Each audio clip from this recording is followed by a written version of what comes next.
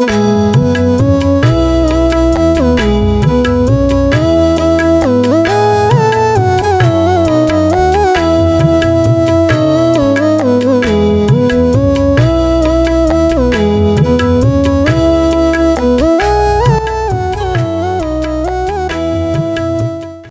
brothers and sisters in the Lord, ప్రభునందు ప్రియమైన సోదరి సోదరులారా, today's verse for our meditation is taken from the book of Psalms 45 verses 7. ఈరోజు మన ధ్యానం కొరకు 45వ కీర్తన 7వ వచనం నుండి తీసుకొనబడింది. Therefore God, thy God, hath anointed thee with the oil of gladness above thy fellows. కావున దేవుడు నీ దేవుడే చెలికాండ్ర కంటే హెచ్చగునట్లుగా నిన్ను ఆనంద తైలముతో అభిషేకించి ఉన్నాడు.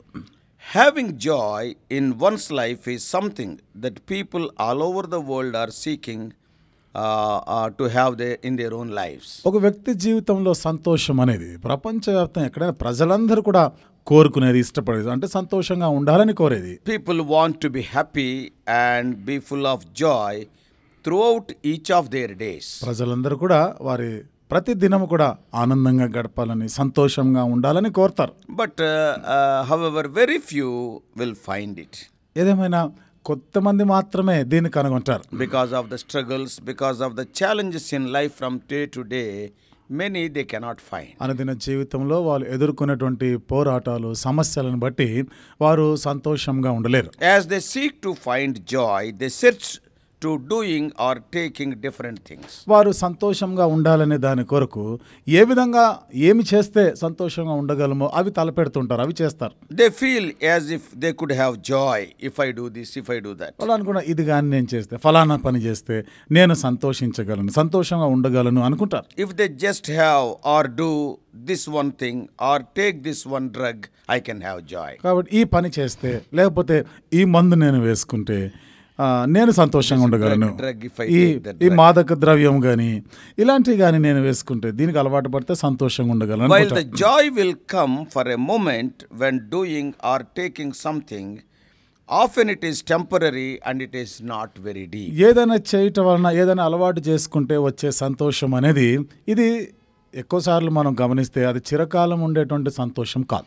What is done often has long term negative consequences. చూడండి, చాలా కాలం కొరకు ఉండేది అని చేయాలనుకున్నప్పుడు మనము ఎక్కువ శాతం మీరు గమనిస్తే అది వ్యతిరేకంగానే జరుగుతుంది. Because they are rooted in sin and death rather than in life. ఎందుకని? అది దాని వేర్లు ఎక్కడ, దాని మూలం పాపంలో ఉన్నాయి, వాటి వలన మరణం ఉంటుంది, సంతోషం ఉండదు. The writer of this psalm is talking about the king being anointed with the oil of joy of the Lord, joy by God. ఈ కీర్తన రాసినటువంటి ఈ కీర్తనకారుడు అంటాడు కదా, ఆనంద తైలముతో నిన్ను అభిషేకించి ఉన్నాడు. The reason the king was anointed with joy was that he loved righteousness and hated wickedness. ఈ రాజు ఆనంద తైలముతో అభిషేకించబడి ఉండేదానికి కారణము నీతిని ప్రేమించి మా భక్తిహీనతను ద్వేషించాడు కాబట్టి. Very simply put, righteousness is doing the right thing. సామాన్యమైన విధానంలో చూస్తే నీతిని ప్రేమించట అంటే సరి అయినటువంటి పనులు చేయుట. Wickedness is doing the wrong thing.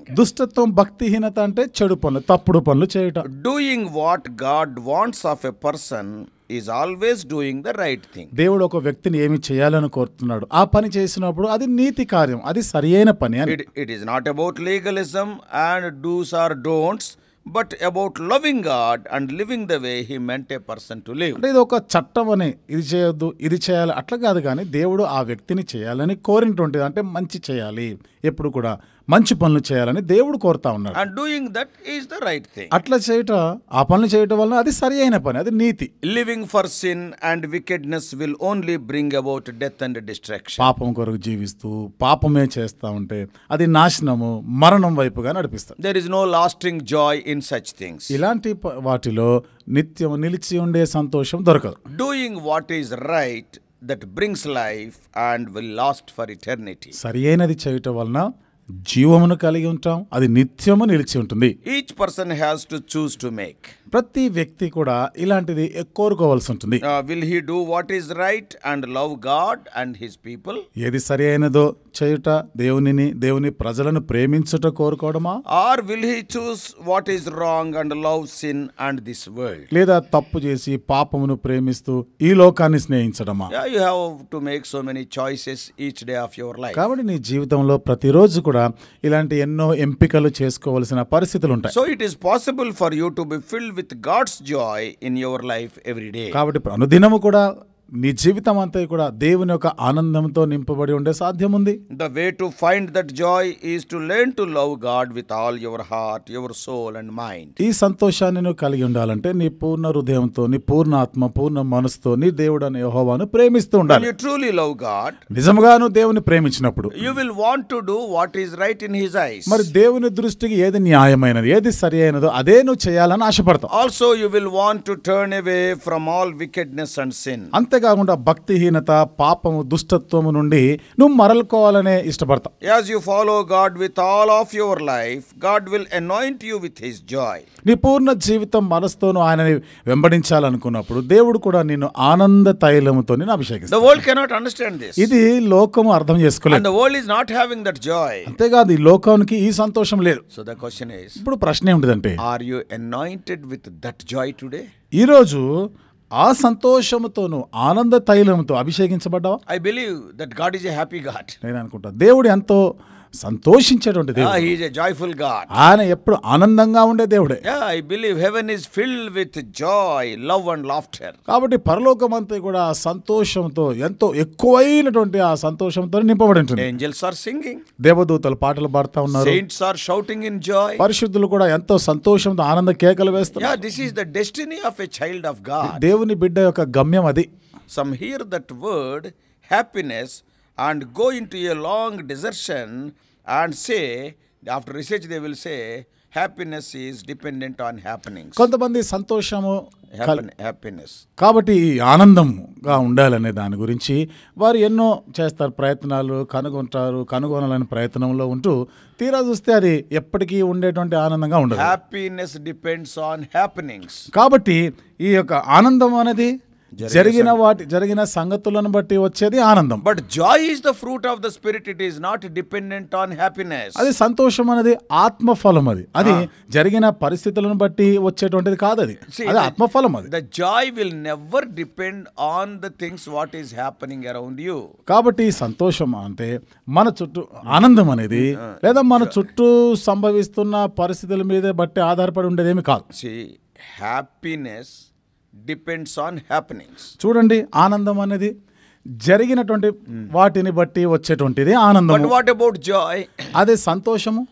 Though you are in a furnace, you can be joyful. ఇది నీవు అగ్ని మధ్య ఉన్నా కానీ సంతోషంగా ఉండగలవు. Yeah, when you see the happening around you, furnace is there, but you cannot be happy because of the happening, but you can be joyful because joy is the fruit of the spirit. నీ చుట్టూన్న పరిస్థితులు బట్టి నువ్వేమి సంతోషంగా ఉండలేవు, సంతోషించలేవు. ఎందుకని అవన్నీ కూడా వ్యతిరేకమైనటువంటి పరిస్థితులు ఉన్నాయి కాబట్టి. కానీ నువ్వు ఆనందంగా ఉండగలవు. Why the children of God are joyful?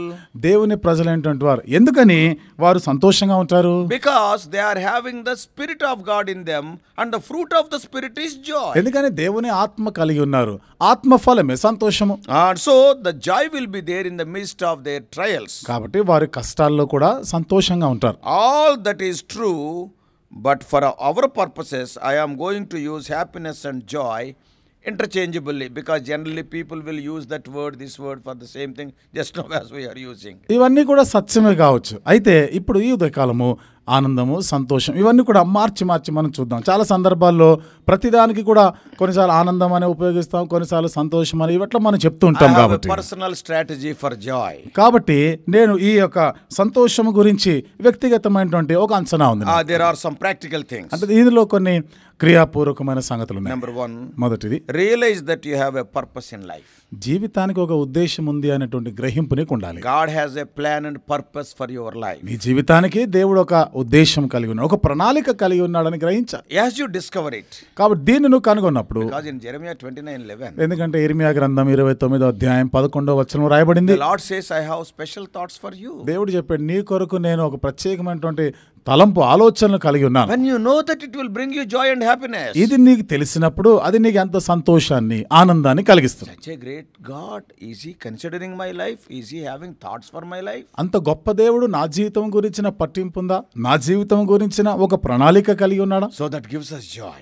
అది మనకి ఎంతో సంతోషాన్ని ఇస్తుంది. That's why secondly, అందుకని రెండోది, have a strategy or plan for happiness or joy. కాబట్టి సంతోషం లేదా ఆనందం కొరకైనటువంటి ఒక ప్రణాళిక ఉండాలి, ఒక ఆలోచన ఉండాలి. What is that plan? ఏమిటి ఆ యొక్క సంకల్పం? I encourage you to read the Bible and pray daily. అనుదినము కూడా బైబిల్ని చదవవలసిందిగా, ధ్యానించవలసిందిగా మిమ్మల్ని ప్రోత్సహిస్తుంది. Meditate and memorize what you read. కాబట్టి నువ్వు ఏది చదివావో దాన్ని ధ్యానం చేస్తూ కంఠస్థం చేయాలి. That will give you great joy. ఇది నీకు ఎంతో గొప్ప సంతోషాన్ని ఇస్తుంది. Thirdly, మూడోది, expose yourself to positive material, that is good books and helpful Christian articles. కాబట్టి మంచి మంచి పుస్తకాలు, క్రైస్తవ వాంగ్మయాలు ఇవి నీవు చదివే అలవాటు చేసుకోవాలి. Not only that, అంతేకాకుండా another thing is cultivate Christian fellowship and friendship. మరో సంగతి, క్రైస్తవ స్నేహము, క్రైస్తవ సహవాసం అలవర్చుకోవాలి. You may be having hundreds of friends. నీకు చాలా మంది, వందల మంది స్నేహితులు ఉండొచ్చు. But my question is, నా ప్రశ్న ఏమిటంటే, do you have at least 2 or 3 good Christian friends? నీ జీవితంలో నీకు కనీసం ఒక 2-3 మంచి క్రైస్తవ స్నేహితులు ఉన్నారా? If you do have such 2 or 3 good Christian friends, ఒక 2-3 ఇలాంటి మంచి క్రైస్తవ స్నేహితులుగా నీకుంటే you are truly blessed person. నిజంగా నీవు ధన్యుడు. Unfortunately, many are not having good and reliable Christian friends to pray, to meditate, to discuss some value-based things together. దురదృష్టవశాత్తు కొంతమంది జీవితాల్లో ఈ విధంగా కలిసి ప్రార్థన చేసి ధ్యానం చేస్తూ ఉండే మంచి సహవాసం చేయాలనే ఆలోచన కలిగిన స్నేహితులు చాలా మందికి లేరు. I know many people. నాకు తెలుసు చాలా I am మంది. talking about Christians. నేను క్రైస్తవుల గురించి They are మాట్లాడుతున్నాను. having so many friends. వాళ్ళకి చాలా మంది స్నేహితులు ఉన్నారు. When they meet together, they will be talking about politics, they will be talking about sports, they will be talking about worldly things. ఎప్పుడైనా వారు కలుసుకున్నప్పుడు మాట్లాడేదంతా ఇదే, రాజకీయాల గురించి, ఆట పోటీల గురించి, లోక సంబంధ వార్తలు ఇవే చెప్పుకుంటారు. Is it so needed? మరి ఇవన్నీ అంత అవసరమైనవా? When 2 Christians meet together, God is there in their midst. 2 క్రైస్తవులు కలిశారంటే వారి మధ్యలో దేవుడు ఉన్నాడు కదా. And it is better to praise God. కాబట్టి దేవుని స్తుతించటం మంచిది. And also talk things about God. దేవుని గురించిన సంగతులను మాట్లాడుకుంటే మంచిది కదా. And what God has taught them through the word, it is better to share with other people. వాక్యంలో నుండి, వాక్యం ద్వారా దేవుడు ఏమి నేర్పించాడు, ఏమి బోధించాడో ఇతరులతో ఒకరికొకరు పంచుకుంటే ఎంత మంచిది. Yeah, discussing some value based things. కాబట్టి కొన్ని ఎంతో విలువైనటువంటి ఆ సంగతులు మాట్లాడకుండా చర్చించుకొనుట మంచిది కదా. So that's why I am asking. అందుకనే నేను మిమ్మల్ని కోరుతున్నా. I am not asking you how many friends you are having. మీకు ఎంతమంది స్నేహితులు ఉన్నారా నేను అది అడగడం లేదు. How many truly believing Christian friends are there? నిజంగా విశ్వసించిన క్రైస్తవ స్నేహితులు ఎంతమంది ఉన్నారు నీకు, అది నేను అడుగుతాను. Such friends won't be available so easily. మరి ఇలాంటి స్నేహితులు అంత సులువుగా నీకు అందుబాటులోకి రారు. It needs right choosing. చూడండి, సరి అయిన ఎంపిక చేసుకోవాల్సిన అవసరం ఉంటుంది దీనికి. Such real friends go through the tough times as well as good times with you. ఇలాంటి మంచి స్నేహితులు కొరకు చూడండి, కొన్ని కష్టమైన పరిస్థితులు గుండా కొన్నిసార్లు మంచి సంగతులు జరిగిన సందర్భాలు ఉంటాయి. They will never leave you. అంటే ఇలాంటి పరిస్థితుల్లో నిన్ను ఎప్పుడు విడిచిపెట్టరు. They will be with you in good times, they will be with you in tough times also. కష్టకాలంలో కూడా నీతోనే ఉంటారు, మేలు జరుగుతున్నప్పుడు కూడా అన్ని పరిస్థితుల్లో నీతో ఉండేవారు. Then you can share your joys and pains with them. అలాంటప్పుడు నీ సంతోషాన్ని, నీకున్నటువంటి బాధలు వారితో పంచుకోవచ్చు. Because somebody said, ఎందుకంటే ఒకరు అన్నారు, a pain shared is a pain divided, that is halved. చూడండి, బాధలు పంచుకున్నప్పుడు ఏమవుతాయి, అవి తగ్గిపోతా ఉంటాయి. So joy shared is joy multiplied. అదే మన సంతోషాన్ని పంచుకున్నాం అనుకోండి, అది విస్తరిస్తుంది, ఎక్కువ అవుతుంది. So now let us apply the verse 45:7 to the life of Lord Jesus Christ. 45వ కీర్తన 7వ వచనాన్ని యేసుక్రీస్తు ప్రభువు యొక్క జీవితానికి అన్వయింపజేస్తూ మనం ధ్యానం చేయొచ్చు. Some people say, oh, it is written like that, but actually it is about Lord Jesus Christ. కొంతమంది అంటారు ఈ విధంగా రాయబడింది కదా, కానీ వాస్తవంగా ఇది యేసుక్రీస్తు ప్రభువారి గురించే రాయబడిన మాట. If there were any doubt as to whether this psalm is about Jesus or not, Hebrews 1:9 you have to read. Paul is telling clearly. ఈ కీర్తన నిజంగా యేసు ప్రభు గురించే రాయబడిందా, ఇంకెవరి గురించా అనే సందేహం నీకు పోవాలంటే హెబ్రీయులకు రాసిన పత్రిక 1వ అధ్యాయం 9వ వచనంలో పౌలు ఆ మాట స్పష్టంగా రాస్తున్నాడు. The writer of Hebrews cites that this passage applies to the Son of God. హెబ్రీయులకు రాసిన గ్రంథకర్త ఈ భాగాన్ని దేవుని కుమారుడైన యేసుక్రీస్తు ప్రభువారి గురించే రాయబడిందని చెప్తున్నాడు. Why so? ఎందుకట్లా? Yeah, indeed, Jesus Christ is the one who truly loved righteousness and hated wickedness, not only now, forever. నిజంగా యేసుక్రీస్తు ప్రభువే నీతిని ప్రేమించి భక్తిహీనతను ద్వేషించిన వాడు ఏదో ఒకసారి కాదు, ఎల్లప్పటికీ కూడా ఈ పని చేసిన వాడు యేసు ప్రభువే.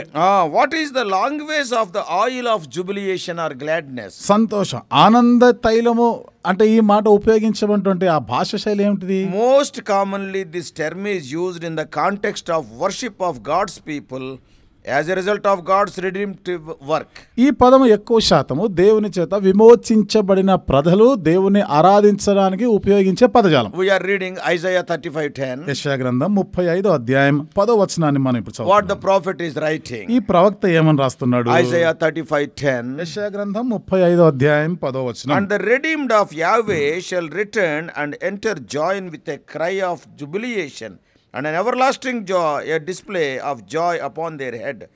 Jubilation and jubilation will overtake them, and grief and groaning will flee.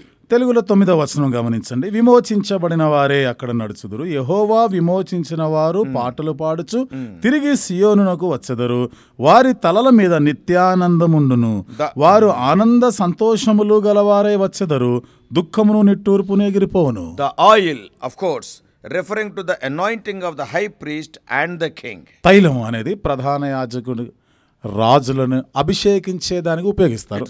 Rightly it is laid upon the head of Messiah. ఇది నిజంగానే మెస్సయ్య తల మీద కూడా పోయబడింది. Yes, Christ means anointed one. క్రీస్తు అంటే అర్థం అభిషేకించబడినవాడు, అభిషిక్తుడు. So there is one more thing that we need to draw from this passage. ఈ భాగం నుండి మనం తెలుసుకోవాల్సిన మరొక సంగతి ఉంది. And this is the expectation of God, that those who follow the Christ seek to imitate the Christ. క్రీస్తుని వెంబడించేవారు, అనుసరించేవారు క్రీస్తుని అనుకరించి నడవాలని కోరబడుచున్న వారుగా మనం చూస్తున్నాం. Yet do we do so?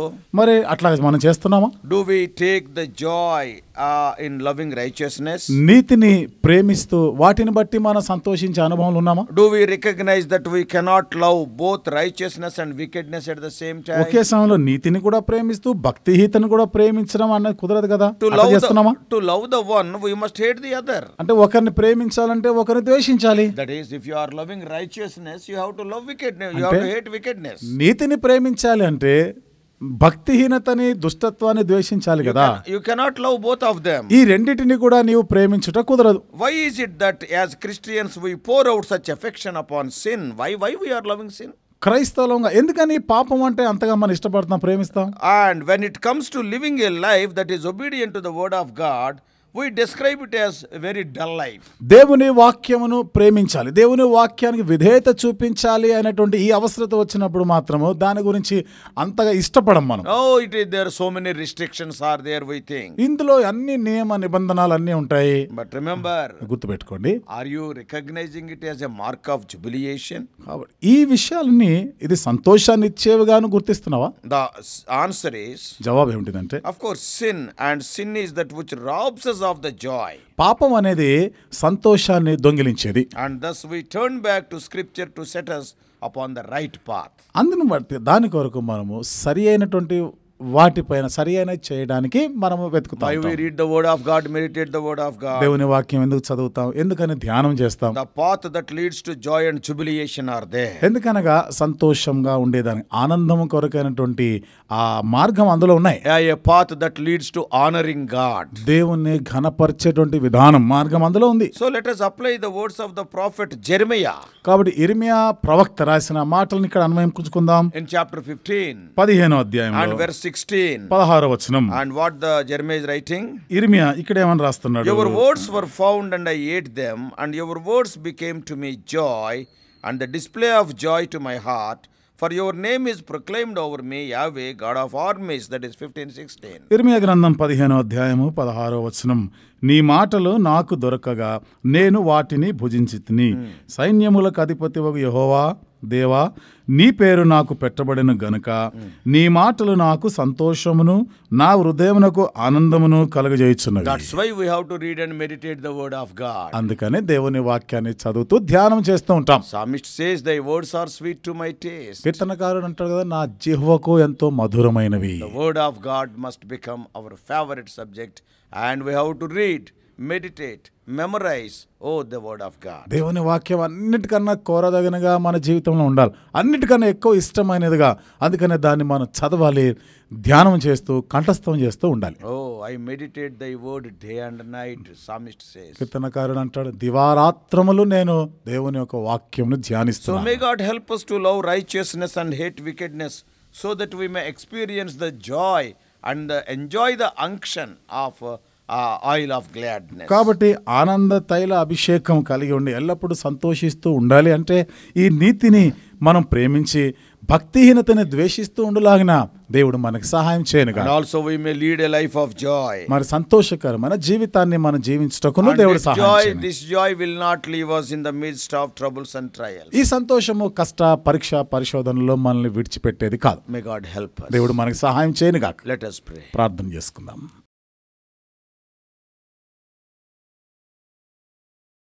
Loving Heavenly Father, ప్రేమగల మా పరలోకపు our తండ్రి, gracious God, కృపగల మా దేవా, Lord, we thank thee for showing us the secret of joy. సంతోషానికి రహస్యం ఏమిటిదో మాకు No చూపించినందుకు doubt, వందనాలు. joy is the fruit of the Spirit. ప్రభువా, ఈ సంతోషం అనేది ఆత్మఫలంలో ఒకటే. When the things what are happening around us are contrary to our taste, our happiness will go away. మా చుట్టూ సంభవిస్తున్న పరిస్థితులు చూస్తే ప్రభా, ఇది మేము అనుకున్న భిన్నమైనవి, మా సంతోషాన్ని తీసివేసేటువంటి పరిస్థితి ప్రభా, మా యొక్క ఆనందాన్ని తీసివేసే But పరిస్థితి. joy is not like that. కానీ ప్రభా, సంతోషం అనేది అట్లా కాదు. As long as the Spirit of God is in us, O Lord, He produces the fruit, that is joy. దేవుని ఆత్మ మాలో ఉన్నంత వరకు ఆత్మ ఫలాన్ని అది పుట్టిస్తుంది, అదే సంతోషము. O Lord, when we read the word of God, దేవా, దేవుని వాక్యమును ధ్యానం when చేసినప్పుడు the Spirit of God explains us the word of God by flashing forth His light, దేవుని ఆత్మ తన వెలుగును ప్రసరింపజేయటం వలన దేవుని వాక్యమును మాకు బోధించినప్పుడు, Lord, when we meditate, understand, appropriate that word in our lives, దేవుని వాక్యం ధ్యానిస్తూ దాన్ని గ్రహించి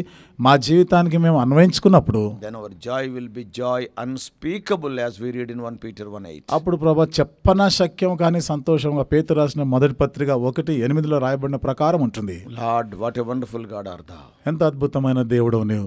Thy desire is we must be joyful all the time. మేము ఎల్లప్పుడూ కూడా సంతోషంగా ఉండాలనే మీరు కోరుతున్నారు. Even in the midst of trials, we must be joyful. కష్టాల మధ్య కూడా మేము ఎప్పుడు సంతోషంగా ఉండాలనే కోరుతున్నారు. Those of our dear ones who are hearing this message this morning, ఉదయకాలం ఈ వర్తమానం వింటున్న మా ప్రియులైన some వారు, of them may be going through trials and troubles. బహుశా కొందరు ప్రభా కష్టాలు శ్రమలు గుండా వెళ్తుండొచ్చు. They may lose the happiness but not joy. ప్రభా, వారు ఆనందాన్ని కోల్పోవచ్చేమో కానీ ఎప్పుడు సంతోషంగానే ఉండగలరు. Because joy is from thee. ఎందుకనగా సంతోషం అనేది మీ నుండి కలిగేది. And enable them to enjoy the joy. ఓ ప్రభా, ఈ సంతోషాన్ని వారు ఆనందిస్తూ ఉండలాగానే చేయండి. There is fullness of joy in thy presence. దేవా, నీ సన్నిధిలో సంపూర్ణ సంతోషం కలదు. Joy unspeakable can be enjoyed by those people who enjoy thee. ప్రభా, మిమ్మల్ని బట్టి ఆనందించేవారు చెప్పనా సఖ్యము అయినటువంటి ఈ సంతోషాన్ని కలిగి ఉందరు కాదు. Speak to us more and more. దేవా, మాతో ఇంకా అధికంగా Guide మాట్లాడండి. us throughout this day. ఈ దినమంతటి కొరకై మమ్మల్ని నడిపించండి. In Jesus' precious name. యేసు ప్రభువారి యొక్క ప్రశస్తమైన నామములో ప్రార్థించి వేడుకుంటున్నాము.